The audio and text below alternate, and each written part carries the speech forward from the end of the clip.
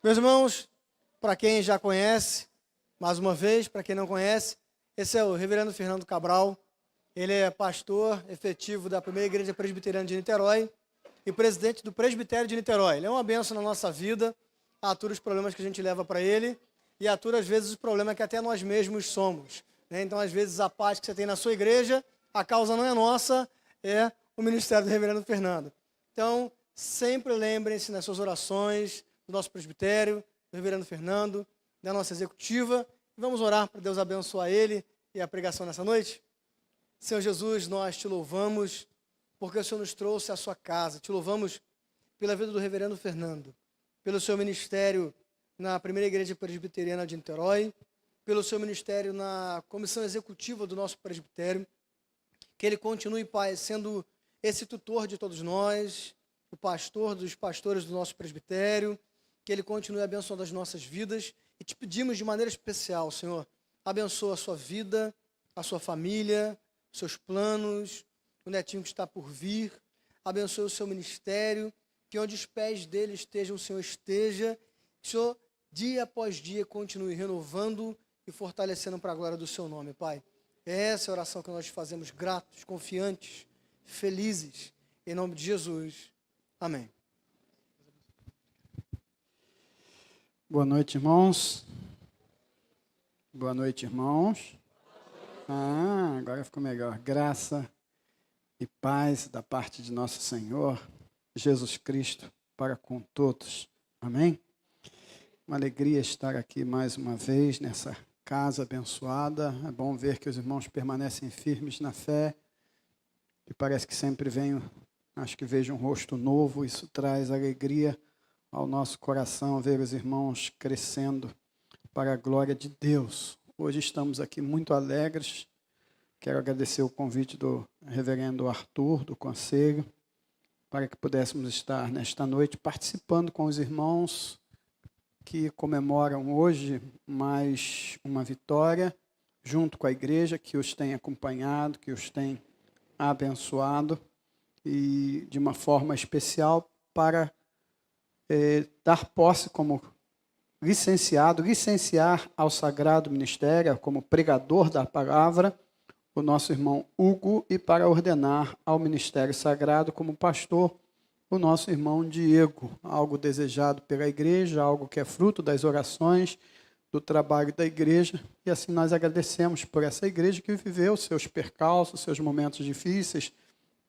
Nós aqui acompanhamos também na presidência do presbitério e coordenando por detrás a comissão que na ocasião aqui esteve, e ver a igreja restaurada e seguindo firme e sempre crescendo para a glória de Deus, que traz grande alegria ao nosso coração. Ficamos pensando numa palavra, oramos, tentei buscar uma outra palavra, mas toda hora me vinha à mente esta palavra já tão conhecida que está em Hebreus 11, que eu gostaria de compartilhar com os irmãos sobre a natureza da fé, sobre a carreira da fé.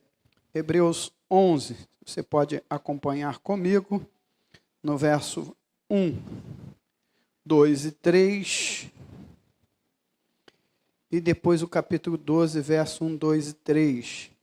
Eu vou ler apenas esses versículos, mas nós vamos discorrer sobre o texto de Hebreus 11. Então, eu pediria que após a leitura você não fechasse sua Bíblia, mas permanecesse com ela aberta para acompanharmos a exposição da mesma. Porque se eu for ler o texto todo, depois eu vou repetir e assim a gente ganha tempo. Ok?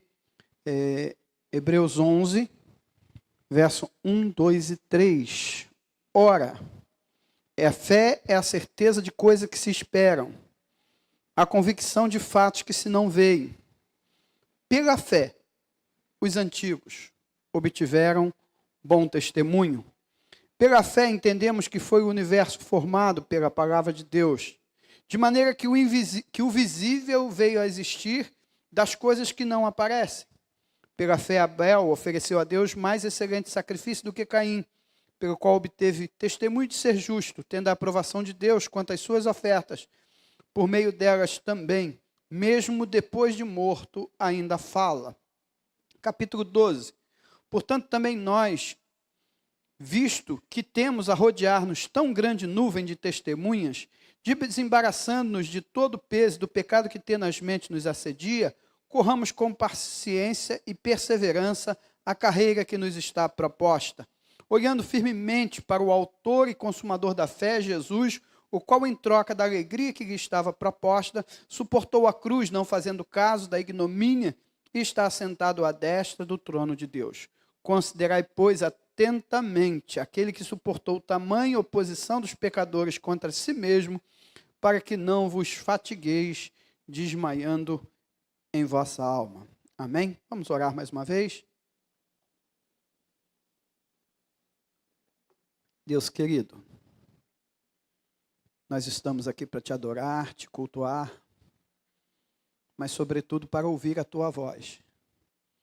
A tua voz acalenta o nosso coração, a tua voz restaura, renova as nossas forças, a tua voz nos edifica, a tua voz nos conserta, a tua voz nos endireita, a tua voz nos abençoa. Por isso nós te rogamos, pela tua palavra, pela ação do teu Espírito Santo, fala conosco, dai-nos espírito de reverência diante da tua palavra, que nós possamos estar atentos à tua voz e com o coração pronto e disposto a cumprir e a fazer a tua vontade. Em nome de Jesus. Amém. O que é fé? Fé, bem define o texto, é certeza daquilo que eu espero, é a convicção daquilo que eu não vejo. Fé também é o conjunto de ensinamentos doutrinários que Jesus nos deixou e nós cremos nele, por isso somos conhecidos pela nossa fé. Na carta aos Hebreus, o autor que não é conhecido, alguns julgam ser de Paulo, eu também penso que sim, mas há vários questionamentos sobre isso. Mas a carta aos Hebreus nos deixa claro, há um incentivo a não nos desviarmos, a não nos afastarmos, a não deixarmos esfriar a nossa fé. É uma carta preocupada com os cristãos que estavam voltando para o judaísmo, que haviam conhecido Cristo, que agora estavam abandonando a Cristo, abandonando a fé por diversas razões. Alguns abandonaram a igreja. E Paulo chega a dizer, o autor da carta aos Hebreus chega a dizer, não deixei-vos de congregar. Quanto mais, quanto vedes que vai se aproximando aquele dia. O justo viverá pela fé, diz o Senhor. Se ele recuar, a minha alma não tem nele contentamento. Mantenham-se firmes na fé. E aí o capítulo 10 fala muito sobre isso, daqueles que se afastaram, da necessidade de nos mantermos firmes na fé, da preocupação de não nos entregarmos ao pecado na medida que vamos afastando e esfriando a fé, ou vice-versa, vamos dando lugar ao pecado e o pecado vai sufocando a nossa fé. Então ele entra no capítulo 11. Esse capítulo que é conhecido como a galeria dos heróis, daqueles que viveram pela sua fé.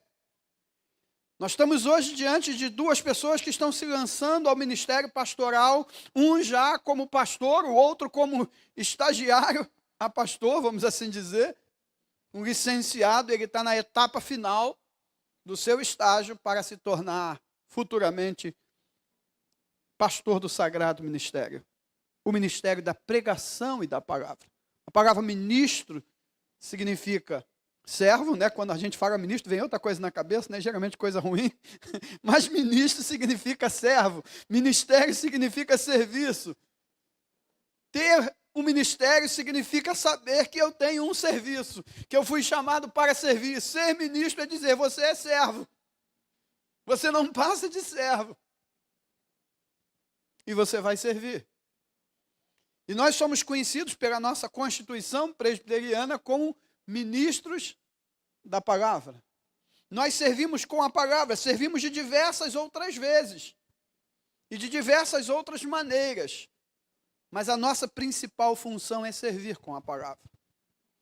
A diferença entre alguns de nós, pastores, e Jesus, É que Jesus servia com a palavra, mas servia com a vida. Então a palavra tinha autoridade porque a vida e a palavra andavam juntos. E alguns ministros hoje querem ser só acadêmicos e querem servir só com a palavra. E aí acabam perdendo a linha do ministério pastoral. Quando nós falamos de uma fé, nós falamos de uma fé de homens que serviram com a palavra. Serviram como boca de Deus, serviram como profetas, como sacerdotes, mas que serviram também com suas vidas. E então, o que nos apresenta este texto sobre a carreira da fé? O que Diego, o que Hugo, e o que você, como membro, como ovelha de Cristo, como cristão, aquele que leva o nome de Cristo, vai passar nessa carreira da fé? Olhemos o que nos diz o texto. Pela fé, os antigos, verso 2, obtiveram bom testemunho. Pela fé, entendemos que o universo foi formado. Pela palavra de Deus que disse, haja luz e houve luz, haja separação entre as águas. Pela fé entendemos que não somos obras do acaso, mas nós nascemos das mãos poderosas do eterno Criador. Porque pela palavra dele, pelo poder dele, o visível veio a existir. E aí ele começa a fazer uma lista. Pela fé, Abel ofereceu a Deus maior excelente sacrifício do que Caim. Pela fé, Enoque foi transladado. Sem fé é impossível agradar a Deus. É necessário que aquele que se aproxima de Deus creia que Deus existe. Pela fé, Noé foi instruído acerca dos acontecimentos que não se via. E o que você vai observar se você ficar lendo esses nomes e pensando em cada um deles? Que a carreira da fé não é fácil. Que viver o cristianismo não é fácil. Nem Jesus, nem os profetas, nem as escrituras diz para a gente que será uma carreira fácil. Então, ao estar nesta carreira, ao entrar nesse exército maravilhoso de filhos de Deus, põe aí, não será fácil, mas vale a pena. A carreira da fé é difícil. Ser cristão é difícil. E no mundo que vivemos, parece que fica cada vez mais difícil. Não sabemos como lidar mais com nossos filhos. Não sabemos mais o que fazer para manter crianças, jovens e adolescentes, principalmente quando vão se tornando adolescentes e jovens na igreja. Cresce o número de desigrejados a cada vez mais. E cresce também aqueles que, mesmo independente de estar desigrejado ou não, perdem totalmente o vínculo com a fé. Porque, às vezes, o peso é maior do que a gente pode imaginar. Imagine como foi difícil para Abel, que não fez nada contra o seu irmão.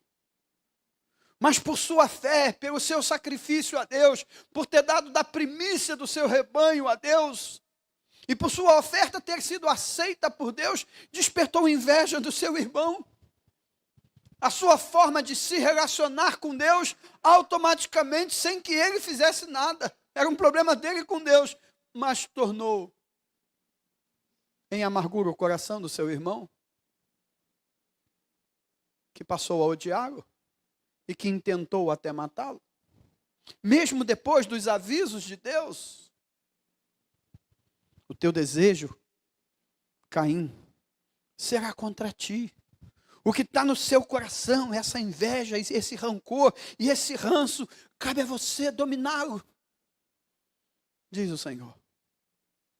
Mas Caim não dominou, não controlou, e a voz de Deus aparece perguntando, onde está Abel, teu irmão? Como foi difícil para Enoque, que foi transladado, porque obteve um bom testemunho de haver agradado a Deus. E não era digno que esse mundo obedecesse, Deus para si o levou. Como foi difícil para Noé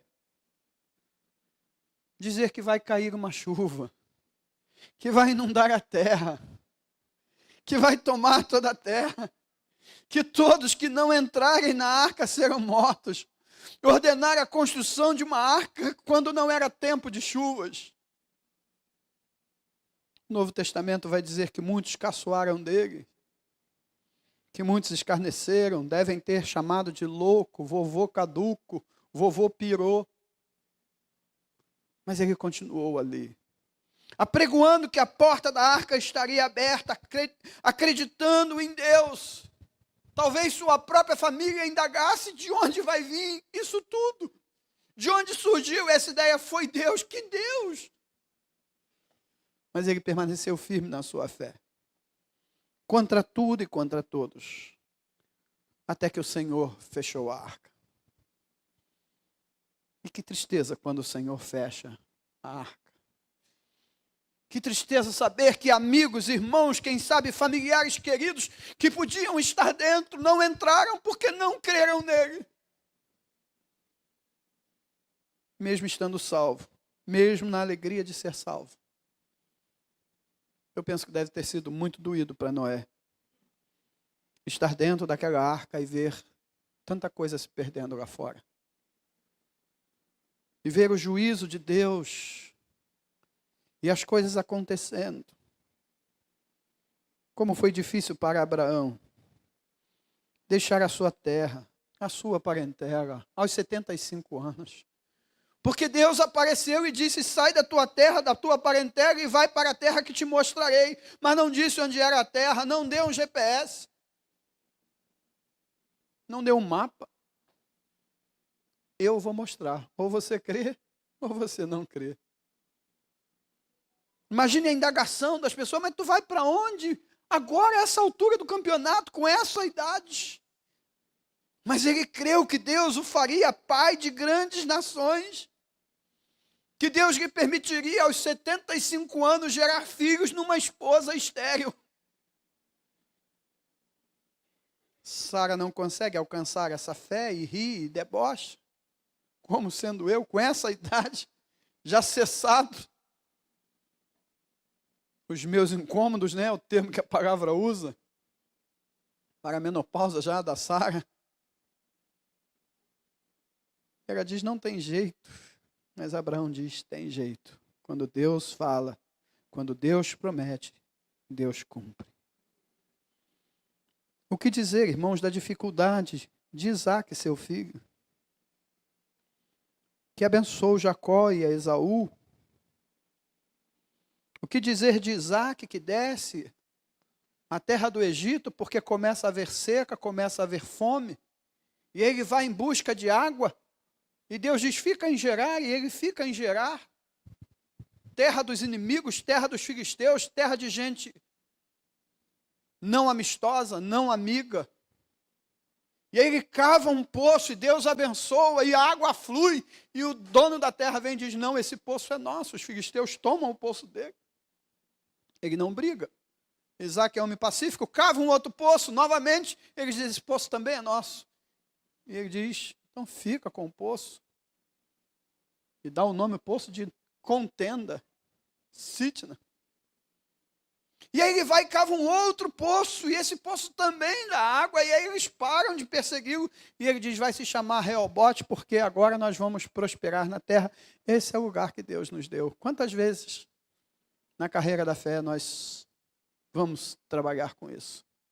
De ter que mudar daqui para ali, não porque fizemos algo, mas simplesmente porque a bênção de Deus sobre a sua vida incomodou alguém, trouxe inveja a alguém, e esse alguém vai te perseguir, vai te perturbar, e às vezes é preciso agir como Isaac. Então fica aqui, e eu vou adiante.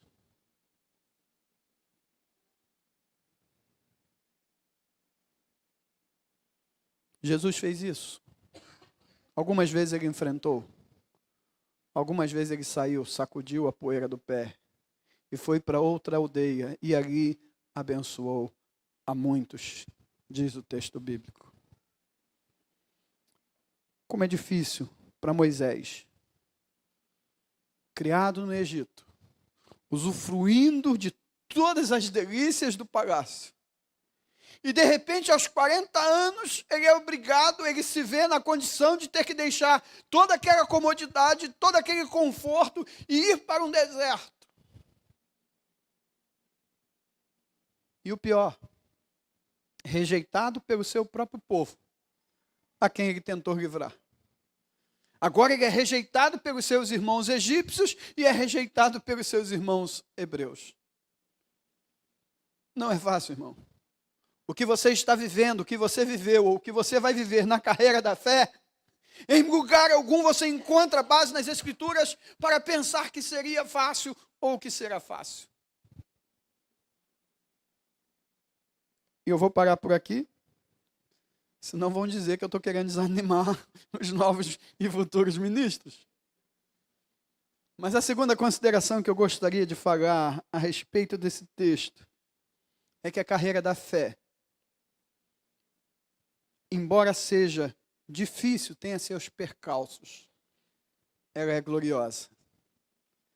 Ela é gloriosa tanto no que diz respeito ao seu final, como ela é gloriosa no que diz respeito ao seu percurso. É verdade que ser cristão muitas vezes traz para nós alguns aborrecimentos. Algumas vezes somos rejeitados na sociedade. Somos colocados de lado. Ah, é o cristão, ah, é o crente. Ainda mais agora em tempo de polarização, onde o nome cristão e cristãos evangélicos ficou totalmente enxovalhado. Em tempos de extremismos e polarizações, se nós antes já tínhamos alguma dificuldade, muito mais hoje. Mas, por outro lado, aqueles que agem com Cristo, por Cristo e como Cristo, serão vistos e reconhecidos como filhos de Deus. Algumas vezes sendo aplaudidos, algumas vezes sendo rejeitados. Pois o próprio Jesus assim foi. Falava no mesmo lugar e era extremamente abençoador na vida de alguns. Que se pudessem o carregariam no colo, o levariam para casa. Mas no mesmo público haviam outros que saíam riando os dentes e raivosos, porque ele tocou em assuntos que ele não gostaria que tocasse. Porque ele tocou em feridas que não gostariam que tocasse. Porque ele encarou poderosos, gente perversa, e gente má, e gente hipócrita, e os desmascarou. Não será fácil, mas vale a pena. O que dizer de Abel, que apesar de ter sofrido o mal do seu irmão, mas foi recebido por Deus na sua glória? Que ouviu de Deus que a sua oferta lhe era agradável, que o Senhor se agradava dele. O que dizer de Enoque, que também foi estar com o Senhor? O que dizer de Noé, que depois de ser escarnecido, vê os primeiros pingos começarem a cair, e a chuva torrencial, e as águas subindo, e ver a palavra de Deus se cumprindo na vida dele, honrando o seu servo, e ver a sua família sendo salva, vendo os animais sendo salvos, ver Deus cuidando da arca por todo aquele período de 40 dias e 40 noites. E o milagre de Deus, né? Que é o milagre da igreja. Colocar um porco-espinho do lado de um animal talvez mais frágil, talvez um outro animal do lado de um elefante, perto de uma girafa, perto de um outro pequeno animal. Talvez o cheiro não fosse o mais agradável possível, mas era o lugar mais seguro da terra. Assim é a igreja do Senhor, né? Às vezes tem um irmão que é meio porco-espinho, às vezes tem o outro que é todo sensível, às vezes tem o outro, às vezes a coisa cheira mal, mas ninguém quer sair. Porque sabe que é um lugar que Deus escolheu para os seus salvos, numa travessia. Porque nós não vamos ficar aqui. A nossa pátria não é aqui. E a igreja contemporânea está perdendo isso de vista. A igreja contemporânea está vivendo o momento, o agora, preocupando-se apenas com este mundo. Não está ouvindo Jesus quando diz: levantai os vossos olhos. Não está ouvindo os profetas, nem os apóstolos, nem a igreja primitiva, que, segundo o próprio texto de Hebreus, vivia com o olho no invisível e não no visível terreno. A carreira da fé é gloriosa. Aqueles homens viram o mover de Deus, a ação de Deus, o poder de Deus. Abraão foi chamado de amigo de Deus. Uma coisa é eu dizer que Deus é meu amigo, outra coisa é Deus me chamar de amigo. Abraão vê Deus gerar um filho na sua esposa idosa e estéril. Não aos 70, mas já aos 90 anos. E Sara dá a luz a Isaac. Como foi glorioso para Abraão ver ele se tornar pai não apenas de duas grandes nações, mas também pai da igreja, pai da fé. Porque, segundo Paulo, nós somos salvos através do crente Abraão, porque ele creu na promessa. Que coisa extraordinária, que homem que se tornou abençoador, que deixa exemplo inspirador até hoje, que inspira nossas vidas, que nos dá direção. Que bênção para Jacó,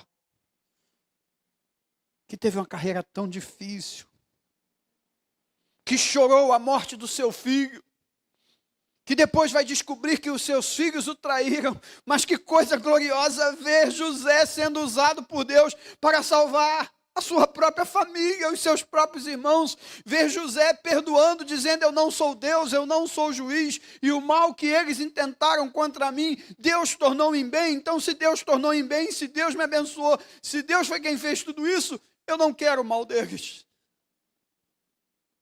Que Deus tenha misericórdia pelo mal que me fizeram, mas que Deus os abençoe como me abençoou.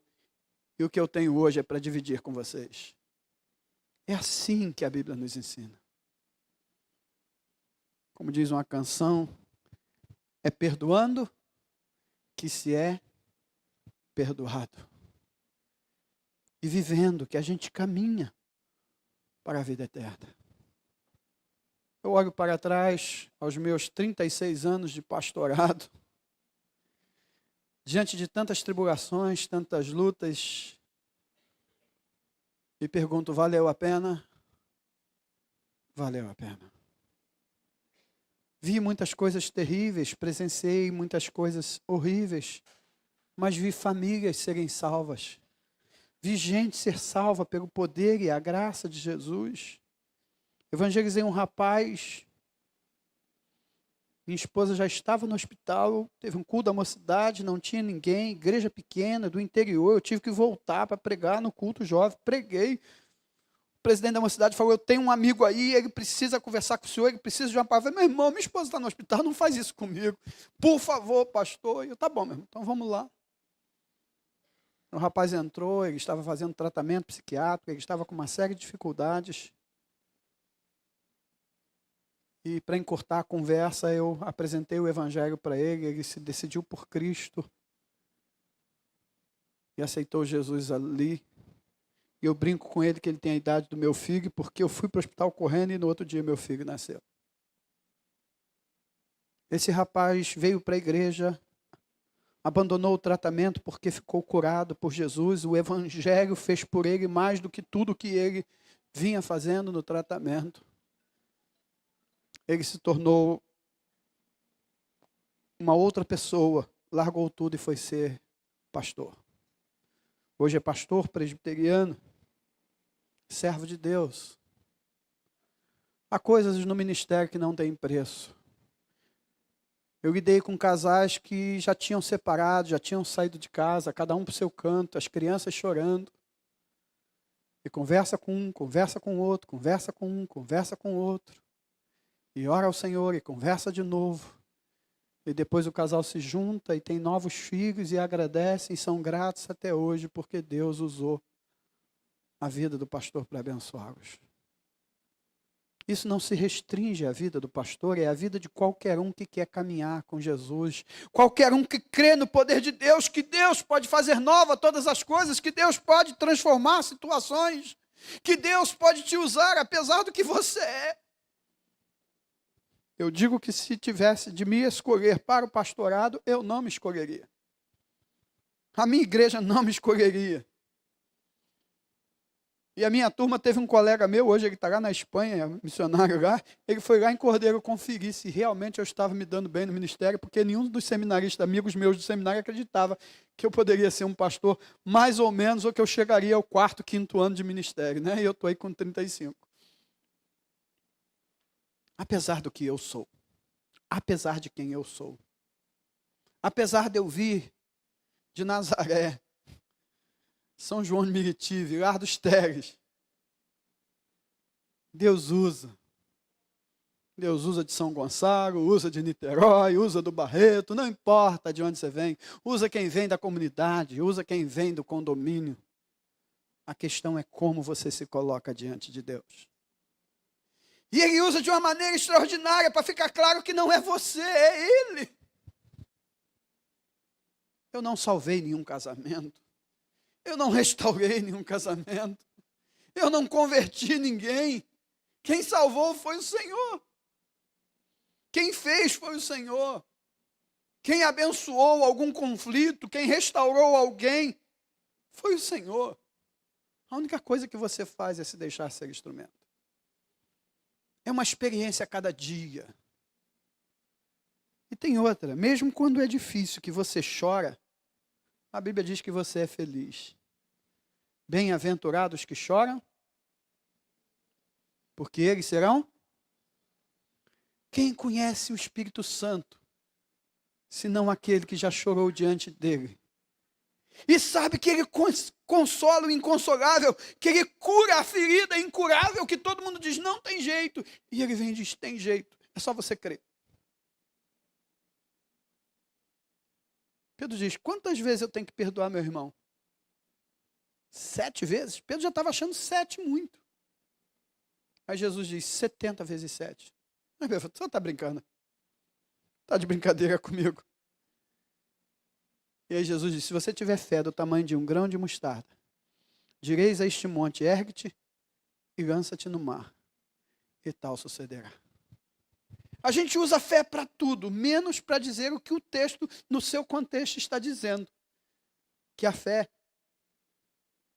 pode transformar um monte de ranço, de ódio do meu coração e dizer, sai daqui, em nome de Jesus. E Jesus tira. E aí você consegue tratar o intratável. Você consegue amar o que não é amável. Você consegue ser usado por Deus. Porque já não é mais você que vive. É Cristo vivendo em você. Aí depois de contar isso, Jesus diz assim, tem mais, Pedro.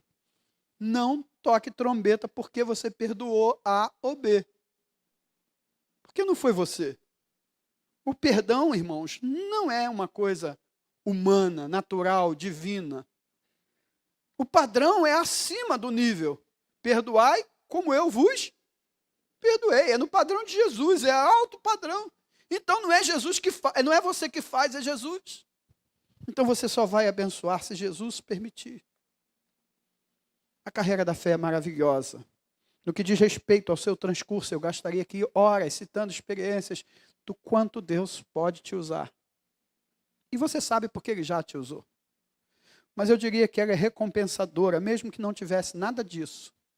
Mesmo que você fosse como um Jeremias, um sofredor. Mas vale a pena pelo seu final.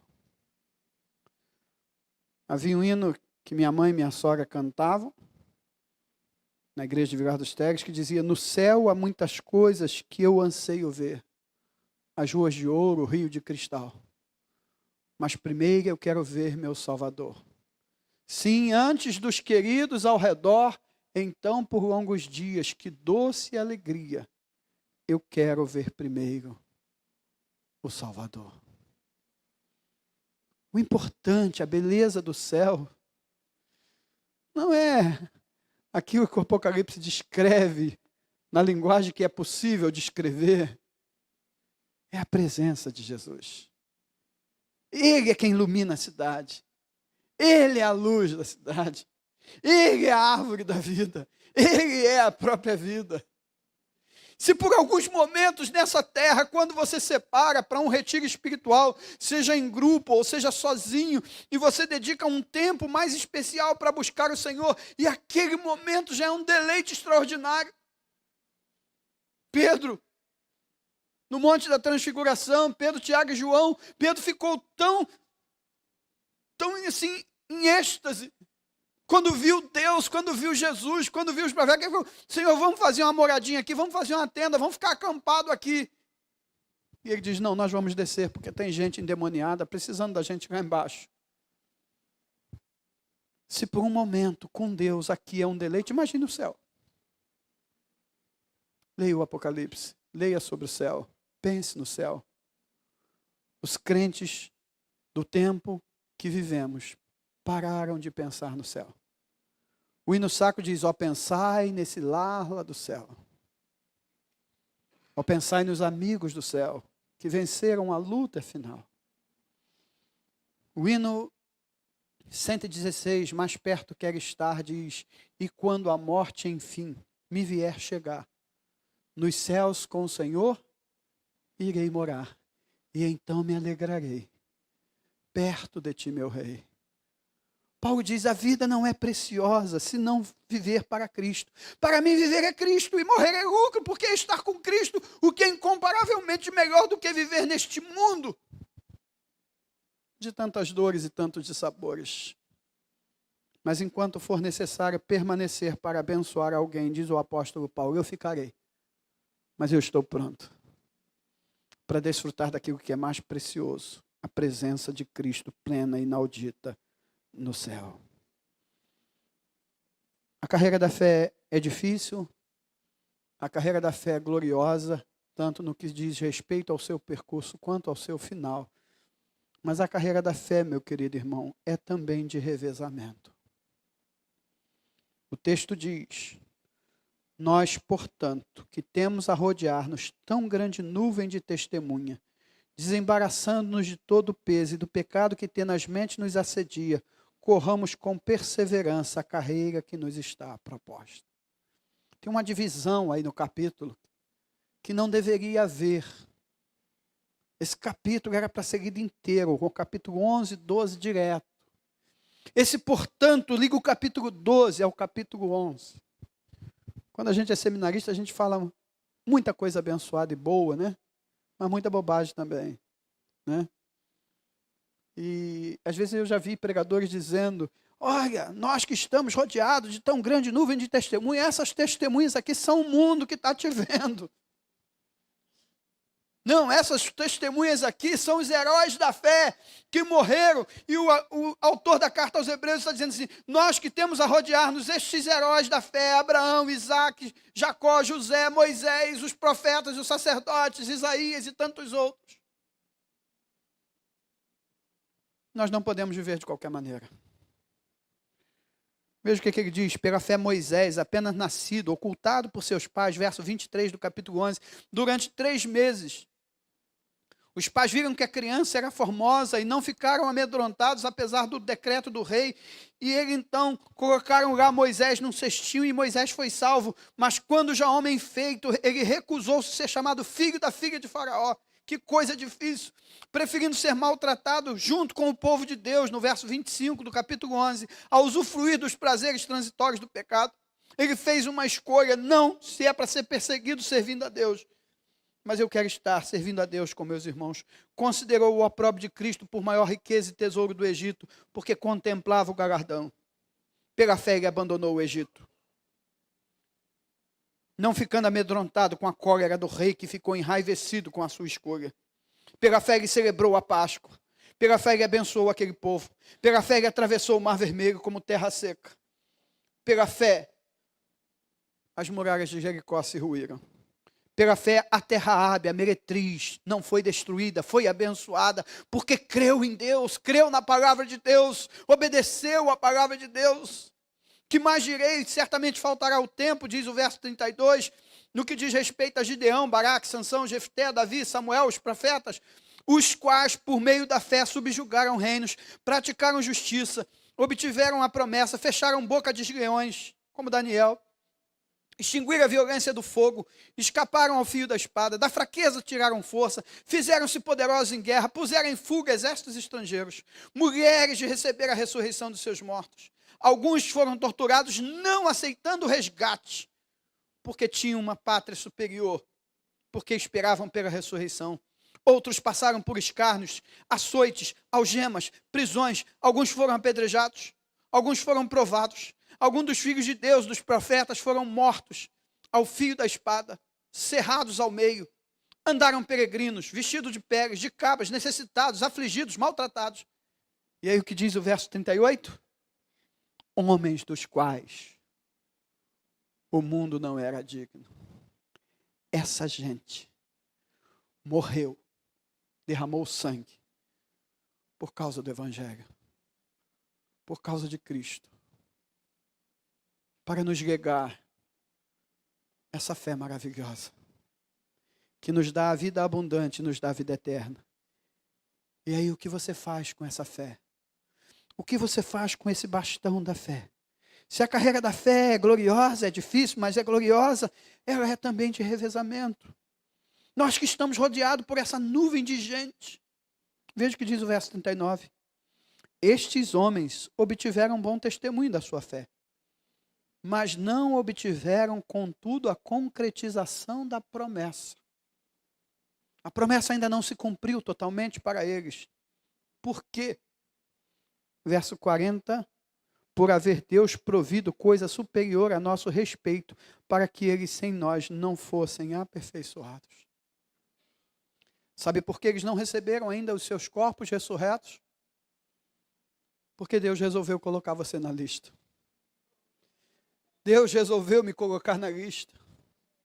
Por isso esses homens aguardam ainda no céu com Cristo a concretização plena da promessa, os novos céus e a nova terra, quando habitaremos para sempre com o Senhor, no lugar onde não há dor, não há choro, não há lágrima, não há tristeza, não há luto, não há enfermidade, não tem fila de espera, não tem malfeitores. Nós que estamos rodeados dessa nuvem de testemunha, vamos tirar o peso, vamos tirar o pecado que nos assedia e corramos com perseverança a carreira que Jesus propôs para nós. Essa carreira tem normas, corramos segundo a carreira que nos está proposta. Essa carreira tem um destino final. Essa carreira exige disciplina. Quem é corredor não sai correndo de qualquer maneira. Se você começa a estudar um pouquinho, você começa a tirar as roupas pesadas, você troca o tênis por um tênis mais leve, por um outro mais leve. O nadador sabe que um fio de cabelo pode atrasar alguns milésimos, e esses milésimos podem fazer que ele não seja o campeão, e aí ele depila o corpo todo, para que nada atrapalhe o seu maior alvo. E cada um vai se cuidando para atingir o seu alvo. O nosso alvo é Cristo. O que é que está impedindo você de ser digno dessa carreira? Irmãos que estão chegando, entrando no ministério pastoral, quanta gente morreu, quanta gente deu a sua vida, derramou o seu sangue, quanta gente abandonou tudo. Então pensem nas coisas que vocês precisarão abandonar, nas escolhas que vocês precisarão fazer, olhando para essa nuvem de testemunhas. Mas não basta olhar para eles. Talvez em alguns deles você possa encontrar razão para justificar o seu desânimo, o seu pecado. Por isso ele diz no verso 2 do capítulo 12, olhando firmemente para o autor e consumador da fé, Jesus, o qual em troca da alegria que lhe estava proposta, ele suportou a cruz, não fazendo caso do escárnio dos homens, e está sentado à direita de Deus. Considere atentamente a Jesus, que suportou tamanha oposição dos pecadores contra si mesmo. E larga de ficar fazendo dengo. E larga de ser hipersensível. E larga de ser manhoso. Leia o livro Porque Ele Escolheu os Cravos, de Max Lucado. Você foi cuspido? Ele foi. Você foi traído? Ele foi. Falaram mal de você? Falaram dele. Disseram que ele era endemoniado, que agia por Beelzebu. Crucificaram como criminoso quem nunca cometeu um pecado sequer. Arrumaram um tribunal falso, fake, seria a moda hoje, né? Um tribunal fake, para julgá-lo de madrugada, à noite, para condená-lo. A multidão o desprezou, sim, crucifica-o, solta Barrabás. Melhor o bandido do que ele. E quando os cravos furaram suas mãos, pregaram os seus pés, lhe causaram não apenas a dor física, não apenas a dor emocional, mas também a dor física. Ele permaneceu como ovelha muda perante os seus tosquiadores, por minha causa, por sua causa. Ele poderia ter dito aos cravos: voltem-se, pregos, para a testa de quem? Os cravos voltariam. Ele poderia ter dito ao cuspe: volta a boca que te expele. Mas ele não fez. Ele se fez carne, ele se fez gente, para dizer que no seu sofrimento, ele sabe o que você está passando. Ele sabe qual é a tua dor. Mas ele deseja que, assim como ele que enfrentou a dor e não desistiu, porque o seu propósito maior era salvar você. Ele não desistiu por amor a você, ele precisava subir aquela cruz. Era o propósito da sua vida. Pai, é possível passar de mim este cálice? Se não é possível passar, não seja como eu quero, seja como tu queres, porque eu vim ao mundo para fazer a tua vontade. Então, meu irmão, em nome de Jesus, ore para Jesus. Nada do que você sofreu ou do que você sofrerá será comparado ao que Jesus padeceu. E então permaneça firme na fé. Queridos futuros pastores, a única coisa que nos mantém no ministério é a certeza do nosso chamado. Tem hora que dá vontade de chutar o balde. Tem hora que você dá vontade de cantar: quero música, quero que todo se exploda e que tudo mais vá para o inferno. Mas aí você descobre que você é crente, você descobre que Jesus te chamou e que não é essa a canção, né? Aí você respira fundo, não deixa a ira se colocar o sol sobre a sua ira, e você tira da cabeça e sopra e diz: Deus abençoa. E me ajude para que isso seja sincero, que eu deseje que o meu inimigo seja abençoado, que aquele que me fez mal seja abençoado, que eu seja como Jesus, que eu seja como Estevão, que diz: Senhor, não lhes imputes este pecado. O que eles estão fazendo é um tremendo erro, é uma tremenda burrice, é uma tremenda maldade. E quando Estevão ora: não lhes imputes este pecado, Estevão está salvando e abençoando o grande apóstolo Paulo. Se Estevão tivesse orado, né, como aquele pentecostal ou como aquele salmista, né, vinga o teu servo, manda teus carros de fogo, Paulo estava queimado e o mundo não conheceria o evangelho por causa de Paulo. Mas Estevão, com o rosto sangrando, diz: não lhes imputes este pecado. Abençoa-os com a tua salvação. É assim que nós caminhamos. É assim que vocês caminharão. Isso não é um caminhar da carne, isso não é uma decisão do homem. Isso é poder de Deus nas vossas vidas. Mas isso não é para pastor, não, gente. Desculpem. Isso é para todo crente. Aqui não diz nada que é para pastor. A lista dos heróis da fé não diz que é pastor. É para todo crente. É para mim, é para você. Se você olhar para o centro da corrida, você vai ver o maior e o melhor corredor, Jesus. Ele não tem defeito. E você vai vê-lo correndo com dignidade, com amor e compaixão. E aí ele passa o bastão para os seus apóstolos. Os imperadores tentam matar a igreja, destruir a igreja, não conseguem. Os crentes preferem morrer do que negar a Cristo. Não era simplesmente perder o emprego ou não, era perder a vida. Ou você nega Jesus, ou a gente mata seu parente na sua frente, a gente mata a sua esposa na sua frente. Ou a gente te mata, e eles preferiam morrer do que negar Jesus. O diabo foi vencido não porque a igreja estava cheia de bênção e crescendo extraordinariamente. O diabo foi vencido porque os crentes preferiam morrer do que obedecer o diabo, do que negar a Cristo. E os imperadores não puderam com a igreja do Senhor. Veio a Idade Média, o inimigo trocou a estratégia, infiltrou-se na igreja, trouxe corrupção à igreja. A igreja se vendeu, como hoje está vendida no Brasil. Precisamos de uma reforma no Brasil e no mundo. A igreja se vendeu aos poderosos. A igreja correu atrás de lucros e de outras coisas. A igreja criou uma série de coisas que não são bíblicas, que não são do Evangelho. E aí, Deus manda, sopra o seu espírito e surgem reformadores. John Huss, que foi queimado, torturado, e tantos outros. E aí vem Lutero, vem Calvino, vem John Knox, um homem que não tinha nenhum cargo político especial, mas quando ele dobrava o seu joelho, a rainha temia e dizia: eu prefiro enfrentar um exército de 1000 homens do que esse homem quando se coloca de joelho. Esse homem foi pai do presbiterianismo na Escócia. Esse homem deu origem ao sistema presbiteriano. Ser presbiteriano não é ser frio, calculista, liberal. Ser presbiteriano é ser gente de oração, é ser gente comprometida com a palavra. Nós precisamos resgatar o verdadeiro presbiterianismo. E esse bastão vai passando e chega a Simon, um jovem advogado, bem-sucedido, tem tudo para se dar bem na vida, nesta terra, tem um bom salário, um bom carro, uma boa casa na sua terra, mas ele larga tudo, porque o Espírito de Deus disse que precisava dele no Brasil. Ele vem para o Brasil, busca casar-se, casa. A sua esposa morre com pouco tempo de casado e deixa uma filhinha de 9 dias. Simon não se curva diante do sofrimento. Continua pregando, lança o primeiro seminário no Brasil, lança o primeiro jornal evangélico no Brasil, traduz o catecismo, espalha a Bíblia para tudo quanto é lugar através da colportagem. E esse homem morre, mas deixa plantada a igreja presbiteriana do Brasil. E aí nós, presbiterianos, pastores, vamos subir num púlpito e nos empoleirarmos e acharmos que agora fomos ordenados e que um monte de pessoas vão nos servir. Não é isso o ministério.